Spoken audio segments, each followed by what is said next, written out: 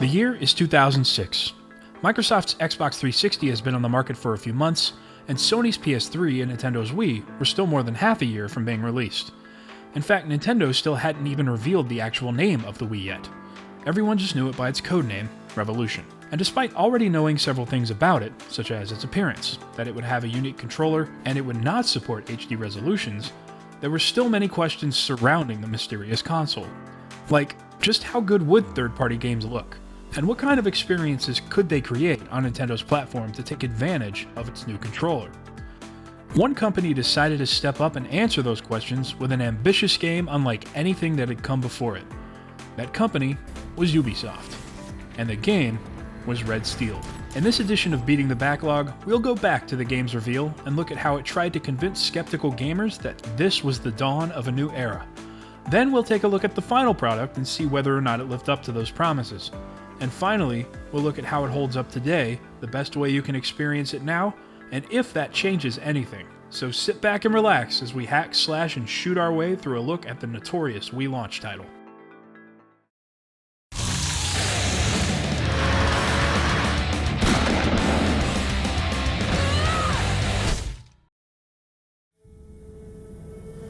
In early 2006, we still had a lot to learn about Nintendo's upcoming console we now know as the Wii. Namely, what would its third-party games look like? If you weren't around then, it's important to know that Nintendo was kind of on the ropes at that point, at least here in America. The GameCube, while it had a great overall library, just didn't sell very well, and toward the end of its life, many third-party publishers had actually stopped actively supporting it. Awesome games like Burnout 3 and Revenge and Black from EA, Dark Watch from Capcom, Grand Theft Auto titles, the list goes on, just didn't ever appear on the GameCube. So when we learned that there was going to be a huge power gap between Nintendo and its competitors in the upcoming generation, people were eager to find out just how games would look on the Nintendo console. Red Steel made its debut in the May 2006 issue of Game Informer, and these screenshots gave us our first glimpse at the next generation for Nintendo. In addition to the screenshots though, we also got our first tidbits of what to expect story and gameplay-wise. And that too sounded pretty promising. You play as Scott, a bodyguard, whose fiancée is kidnapped by the Yakuza, and you take matters into your own hands to get her back. Your journey would see you taking part in sword fights, shootouts, and more, all with unmatched interactivity thanks to Nintendo's revolutionary controller. It definitely sounded ambitious, and it looked great, and I couldn't wait to see it in action. So skip ahead a few weeks to E3, and this is what we were shown.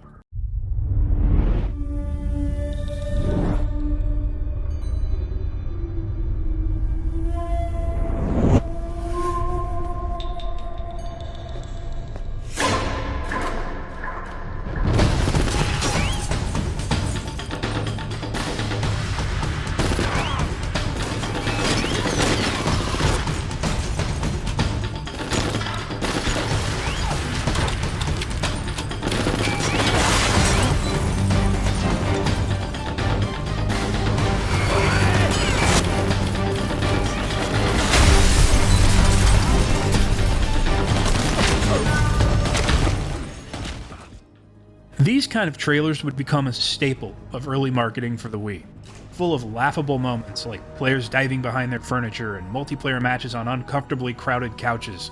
It was an interesting time, but the thing that stood out most was the gulf in quality between those first screenshots and the actual game on actual televisions. This is gameplay from the floor at E3 in 2006. As you can see, there was a reason the marketing did not focus on full-screen video of the game itself, but rather people playing it or pretending to. There were also reports that the game's controls just didn't feel that great. Still, the game piqued my interest enough that I plopped down the money for a pre-order to be able to experience it myself that coming November. Over the next few months, we got more trailers featuring the same goofy concept, you gotta hand it to these actors, and then came launch day. Time to find out just how truthful all the marketing and pre-release media was. Also, for the sake of this video, I'll only be focusing on the single-player aspects of this game. Right from the start, you can see just how determined Ubisoft was to get their money's worth out of that marketing campaign. The demo video on the actual disc is one of those trailers. Nice. Once you get past that, the Wii Remote's unique capabilities are immediately put to use. The IR pointer is used to navigate the menus, and when you first get into the game, a tutorial in the form of ridiculous dialogue from your fiancé Oh, look at these fish, Scott. Aren't they pretty? shows you how pointing to the edges of the screen turns the camera. And this one on the extreme right, see? This is actually a pretty important thing in the Wii's history, because this game pioneered that control scheme. Well, sort of. You see, Nintendo themselves had actually reportedly shown off a build of Metroid Prime 2 in 2005 that was rigged to work with pointer controls. But this is the first actual retail game to use that control scheme. And it was a great idea, when given the proper customization. You see, the game only gave the player 3 presets when it came to the camera sensitivity, and it did not give any option to change things like dead zone.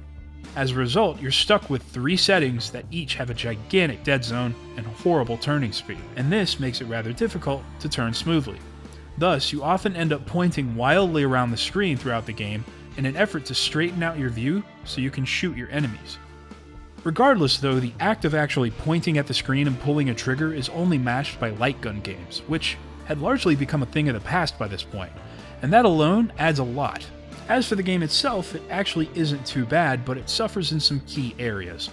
First, the motion controls aren't very accurate, meaning the sword fights are not very engaging. In the trailers, they looked really dramatic and tense, but in the final product, because the Wii Remote's capabilities are very limited, your slashes often don't match up with the direction you're actually swinging. So more often than not, you just parry and slash a couple times and rinse and repeat. Now that's not to say these encounters can't be fun, but to say I found them disappointing would be an understatement. Another problem is the game's performance. It runs on Unreal Engine 2.5 because the developer Ubisoft Paris were familiar with it. Now I don't know if they just tried to do too much with the Wii's underpowered hardware or what, but the frame rate is absolutely abysmal most of the time. During my recent replay, I was struggling to hit enemies and time sword slashes properly because everything was so choppy. So I wanted to see just how bad the frame rate gets. I ran a few minutes of gameplay footage through a frame rate analysis tool, and this is what I found. The game targets 30 frames per second, but is often locked at 20, and it even dips well below that at some pretty crucial times. Needless to say, this game does not perform very well. That said though, there are some positives. I find the art style to be pretty appealing, and for a launch title, I think it looks pretty nice. The story is pretty one-note, the voice acting is for the most part poor. Alright then, if this is all I mean to that ungrateful jerk, I don't owe him a damn thing. But it has a certain campiness to it that kinda heightens the experience overall for me. It also tried some other pretty interesting things with the controls, like this ability to freeze time and target enemies individually. You can even shoot the guns from their hands for a non-lethal solution, including the ability to target the leader of the pack and get their entire squad to surrender at once. Then there's the soundtrack, which is actually pretty great.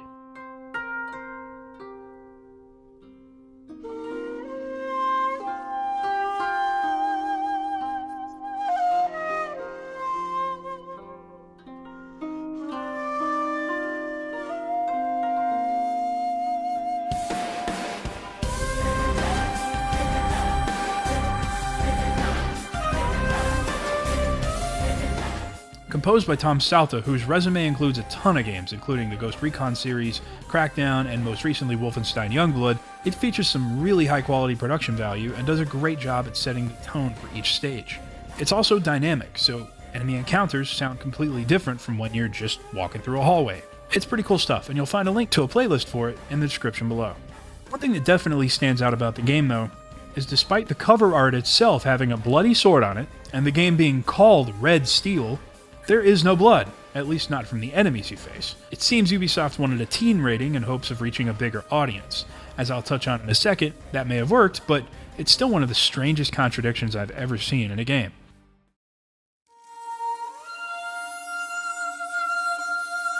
Ultimately, Red Steel is really a mixed bag, and that's reflected by its review scores. It has a 63 on Metacritic and an overall reputation of being sort of a letdown. That said, it's still reportedly sold over 1 million copies, so it wasn't a complete failure, but I think it's safe to say it never really quite lived up to the hype. I mean, aside from the novel controls, it really wasn't anything special design-wise. Its stages are incredibly linear, its AI, which was touted as being modeled after the amazing game Fear — the AI in Fear is still some of the best ever by the way — was surprisingly bland, though it's aggressive and does move around a fair bit, and the game's frame rate was all over the place. There's also the issue of how it dwells in unflattering stereotypes. Hey man, when they told me I'd see some action in this place, I thought they just meant with the girls. And nonsensical stuff like guys fighting you one-on-one wielding a baseball bat like a sword. I could go on. So, should you bother playing it all these years later? Well, if you're really curious, there is one way you may want to consider playing it, but it comes with a huge catch. For years now, the emulator called Dolphin has been one of the biggest success stories in the world of emulation. It is compatible with nearly all GameCube and Wii games, lets you not only run those games in higher resolutions, but also sometimes at higher frame rates, and it even has support for things like custom textures, 3D, and VR. So I thought I'd try my luck and see what, if any, improvements can be made to Red Steel. And boy was I surprised. This is the game running on native hardware. This is the game at 4x internal resolution with 4x MSAA and a hack to let it run at 60 frames per second. Now, it isn't a stable 60 FPS, I do get occasional drops, and there is some bad microstutter every so often, but on the whole, this is a dramatically improved experience. My frustrations with aiming were cut to a minimum, and the timing of parries and slashes while sword fighting were much more tolerable. And most shockingly, I think the art style really holds up at these higher resolutions. Yeah, the textures are low res, but some are surprisingly detailed, and if you can believe it, playing the game like this actually looks astonishingly close to those original bull shots, which I honestly never thought would be possible. So if you have a good gaming PC, and that's a huge caveat, I know, and you have the means of ripping your own copy, definitely try this game out. There is a fun game to be found here, but you need to have the hardware to iron out the technical issues in order to fully appreciate it. In summary, the ambition of Red Steel remains undeniable. To be the first at something completely new is both exciting and terrifying. You had the chance to either set a new standard, fail miserably, or just get some things right and wrong, and sink away unnoticed, forgotten in time. This game falls more into that latter category, but Ubisoft Paris should still be commended for having the guts to take on an exclusive project for an unproven concept from a company that had been struggling in recent years. And love it or hate it, Red Steel did kick off what would be a pretty good genre for the Wii. Without it, we might not have even gotten stuff like the awesome Metroid Prime trilogy, and for that, at the very least, I'm grateful it exists. On the next Beating the Backlog, new look, new approach, Ubisoft puts plans for a Red Steel sequel into motion and gets a lot more right this time.